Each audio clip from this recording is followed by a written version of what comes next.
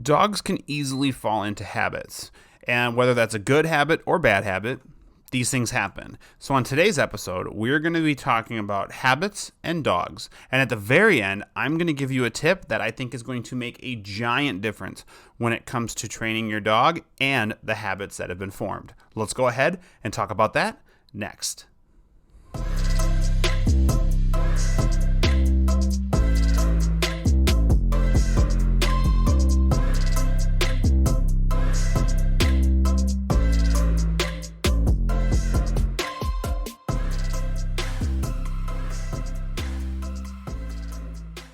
All right. Hi, everybody. Welcome to the Learn, Laugh, Bark podcast. I am your host, Jake from OnDogTrainingAcademy.com. We are an online dog training business. We offer webinars, courses, one-on-one virtual lessons. So definitely check us out on OnDogTrainingAcademy.com and see what we have and see if you're interested. And definitely come and talk to us. So if you're watching on YouTube, hello. Please subscribe to our channel, like this video, and leave a comment. Like, I'd love to hear from people that are listening to this, and get some insight on what other things you would like for me to talk about. Now, I usually develop what I'm talking about based off of just interactions I have with my own clients. Like, when we're interacting with clients, we kind of notice tendencies or things that pop up, and so we go, hey, this would be a really good podcast.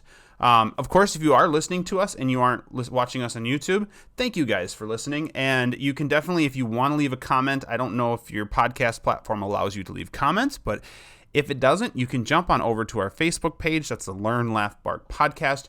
There you can go ahead. We started a thread already that is asking, what would you guys like us to talk about? So check that out. Leave your input there. I am checking it. And then, we've done episodes already that listeners have requested, and I want to keep doing that. I want to talk about what you guys want me to talk about. So, and if I don't hear from you, well, I'm just going to keep putting this content out, and I'm just going to come up with my own ideas, and hopefully it all works out. That was another dog. That was a dog that was here. If you heard that big cough thing.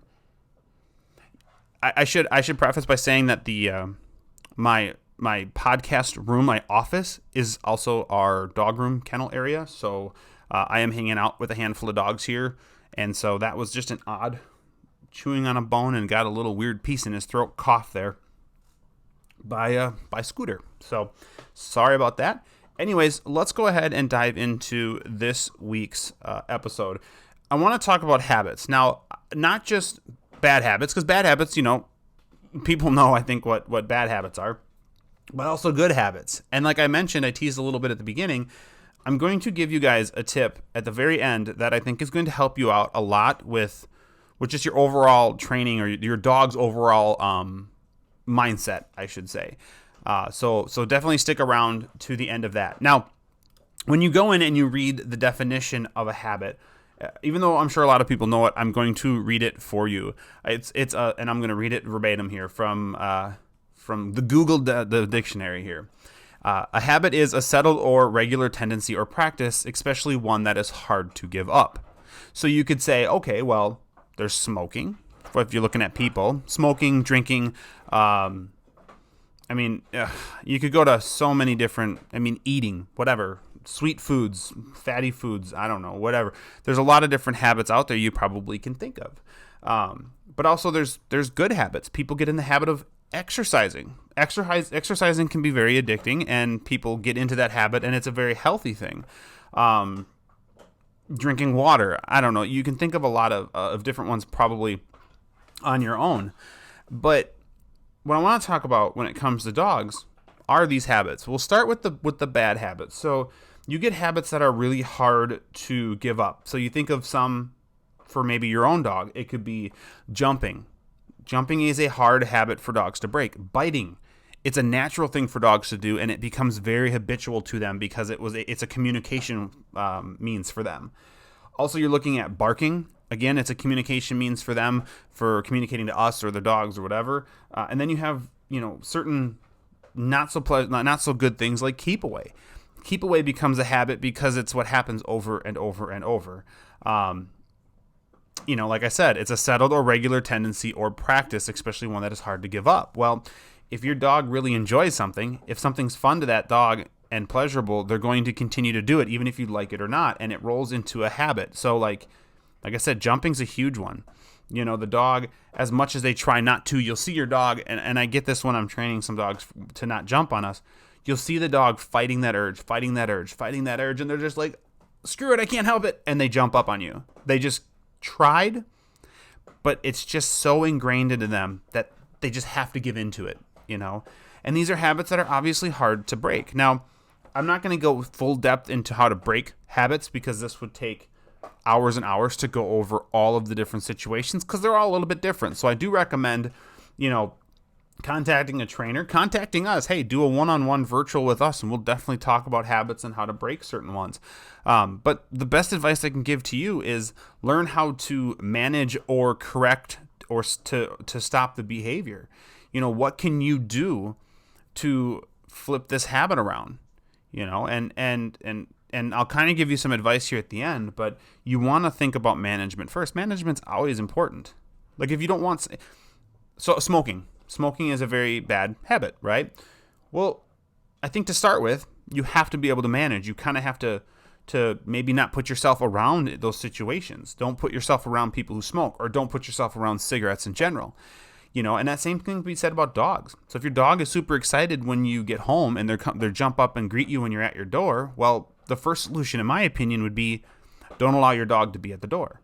So you kind of see what I'm saying. Like you're working on management situations, and then you can say, okay, now I'm going to train my dog not to jump on me separately from the situation that stimulates them enough to do it. So hopefully that makes sense. And the same thing could be said with biting. The same thing could be said with barking. The same thing to a degree with even keep away. You can kind of dissect, why is my dog playing keep away in what situations, and how do I manage this? Well, it might be putting a line on your dog for a little bit and having them drag that around. That might be something that would be helpful for them so that you can intervene before it becomes that game. So anyways, bad habits, that's definitely something that does happen. Now let's talk about some good habits with dogs. So the good habit, there's a lot of them. The first one would be something simple the dogs learn from an early age, and that is sit. Think about how often your dog, for anything, sits, right? So you go to get their food ready, you grab a treat, you do all these different things, your dog sits, right? That is a habit that has been formed. That's a good habit. That's an appropriate habit. You could easily slide, like if you have a treat in your hand and the dog sits, great habit, but you could easily slide into the bad habit if you grab a treat and your dog jumps on you, right? Now your dog is saying, well, when you have food, I want it, give it to me. And so you kind of have those bad habits. When you let your dog in, or like with our dog, with our own dog, when I say, hey, bud, we should go to bed, he knows that's a cue to go right to his kennel. He also knows there's certain points of the day or certain things that I do that trigger different results. It's a habit. So like when I go to feed him, he has to go to a mat on his bed, or a mat in the kitchen, I should say. So when I go to get his food ready, he's there. If the mat's not there, he first doesn't really know quite what to do, and then he'll just sit in the spot. But it's become a habit. When I make food, this is where you sit. Or when I sit on the couch, this is where you lay. You can lay on the couch next to me. Maybe it's a dog bed on the floor, whatever. So there's a lot of these good habits that we have already formed. Now, to get rid of bad habits, you obviously need to start implementing things that are going to become good habits. So like I mentioned, instead of the dog jumping, maybe you tell your dog to do a sit.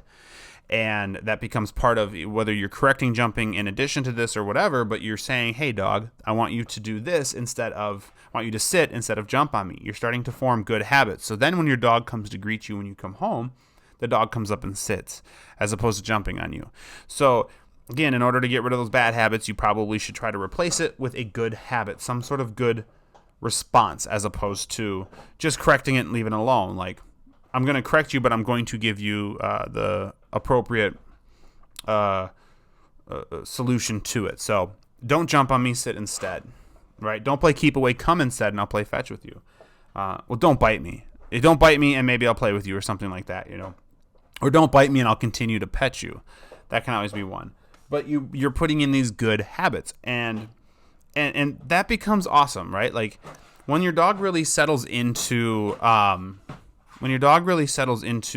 these habits, they get into a rhythm. Hey, when I do this, my dog does that, and it just you sit into it really well. But here's the problem. When you have to change those habits, that's where things can quickly go south. I'll give you an example. And this leads into my tip, the tip that I'm going to give you guys. So we have dogs here for training. And I let the dogs out. Let's say I let out certain groups together, right? So I've got these 3 dogs that go out together, and they go out together every day. And then I decide, after a while, to just let out 2 of them and leave 1 behind. Now, the 2 that go out are going to be fine because that's habit, right? They get let out, they go out together. But then I leave that 1 dog behind, and that 1 dog throws a fit. They throw a fit because they're like, wait a minute, I'm supposed to be out. This is how this works. This is how it's always worked. I am supposed to be out with those dogs right now. This needs to be changed. You need to fix this. And it becomes hard for the dog to understand, and it becomes hard for the dog to process what is going on because we've been so rigid with our schedule, with what we do. And I think that, to me, is a big mistake. Not in letting the dogs out, not breaking the routine, but keeping the routine so rigid and so strict that any little minor twist to it, the dog goes, I can't do that. Holy crap, that's what? It's like I get people who will work with their dogs only at home, right? They only do training at home. And then when they take their dog out somewhere, the dog struggles. Well, yes, environmental stuff has changed, distractions, all that stuff has changed. But it's also like if you only work your dog in your living room, and your dog is super good and gets into the habit of listening in the living room, but you don't train anywhere else, well, the dog's going to go somewhere else and be like, this isn't where we do this. This isn't, you're telling me to sit, but I can't sit on my favorite pet, my pad or my bed, or this is a hard floor. I usually am on carpet. So there's a lot of things that we are creating, good habits, bad habits. Now, the advice I have, if you haven't already kind of picked up on this, is be less predictable. I'll call it that. Be less predictable with your dog. So that just means simply change the game up a little bit. It doesn't mean being unfair. It doesn't mean stressing the dog out. It just means, hey, we're gonna change it. So what I do periodically with the dogs is I have usually a running order of the groups and dogs I let out. But throughout the days or days, I'll mix it up a little bit. Maybe instead of letting out the group, group A out, I'll let out group B first. Or maybe I'll let out group C first. And group A, that usually goes first, now goes last. Or sometimes, so we're big into making dogs work for us if they want something. So maybe in order to let them out of their kennel, instead of just having them do a sit wait, I change it and I say, hey, why don't you down for me? Do a down and wait. Or going to their door. So they go to the door, they sit and wait to go outside. Maybe I'm going to have you do a down this time. Maybe I'm going to have you go into the heel position and walk with me a little bit. Then we'll go to the door. I'm changing the game, but I'm keeping it similar. So I'm telling the dog, you still have to work for me to get something that you want. However, it's not going to always be the same. And the reason I change it is just because you never know when your life is going to change. You never know. So I'll give you an example right now that's literally happening to us today. We've had 2 dogs go home today, and there's still 1 dog. It's a young dog, but this young dog has been conditioned through its home life, I think, to being around other dogs. It seems reasonable. I mean, okay, fine. There's a lot of dogs who are like this. And the other dog was kenneled right next to her. And when that dog went home today, what ended up happening is she suddenly freaked out. She's like, I've been here for a week, and he's always been next to me. He's not next to me. So either he's outside, and I want to be out there with him, or he's gone. I don't like this. This is change. I don't like this. And it's only been a week, but you can kind of see how it affects the dog. Is already like, wait a minute, this isn't right. And she's been having a little bit more of a hard time today with a little more barking, a little more complaining and stuff, because she is just worked up. She's like, something changed. This isn't our routine. This isn't the habit I'm used to. So we're working her through that. But also you look at the home life, like of the home life of your dogs. If your dogs are always used to being out with other dogs, what happens when you let them out by themselves?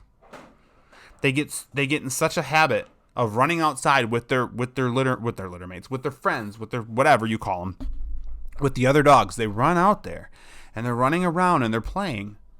Well, when you let them out by themselves, they stand at the door and go, what am I supposed to do out here?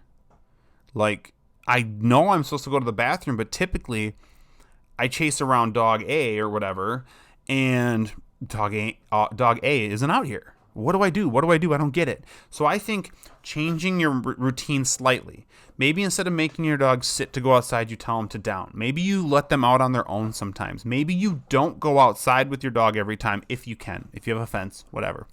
Maybe, you want to get the dog to be more comfortable with inconsistency within the routine.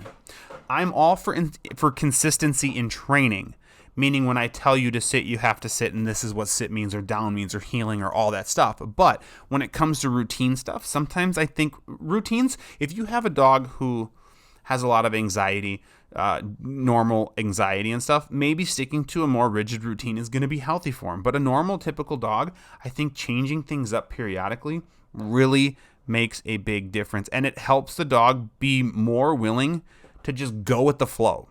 Like our own dog just kind of goes with stuff. Our schedule changes so much with when he can be out, when he's away, when we leave, when I work with him, all these different things. They change a lot. I will say the only thing I think that is pretty well scheduled for him are his meal times. We have our certain times we feed the dogs, and so he's pretty well conditioned into that habit. But otherwise, everything else is kind of fluid, and we just go with stuff. Sometimes he's created in a kennel where he can see us. Other times he's created where he can't see us. Sometimes when I'm home, he's let out and he's just get to hang out with us. But other times when we come home, we leave him in his kennel for a little bit. I don't want him to get in the habit of every time I'm home, you get to be out, right? Because that causes its own problems. So really, even if your dog is doing awesome in the routine that you have right now, play around with what happens if I change it slightly? Does the dog have a hard time with it? Or is it something that the dog is okay with? If the dog is okay with it, cool. But if the dog isn't okay with it, then that's telling me you're a little too rigid and you might want to consider just slight variations to what you tell your dog to do, because it's going to make them more confident. It's going to make them more comfortable when change happens. And as you know, change happens all the time. So guys, that is going to be it for this week. I really hope it was helpful. Hopefully you guys learned something, and hopefully this tip is going to help you guys out. Like I mentioned, if you haven't already, subscribe to our YouTube channel. We're still small. We're trying to get big, but just, subscribe if you can. Share this with your friends. Share this with your family. And then make sure you like this video. The more we get this, the more we can get the word out of all this dog stuff. And I'm just out here trying to educate and help people and make sure that they love and enjoy their dogs as much as I love and enjoy our dogs that we have. So thank you guys for listening. And like always, we'll see you next week.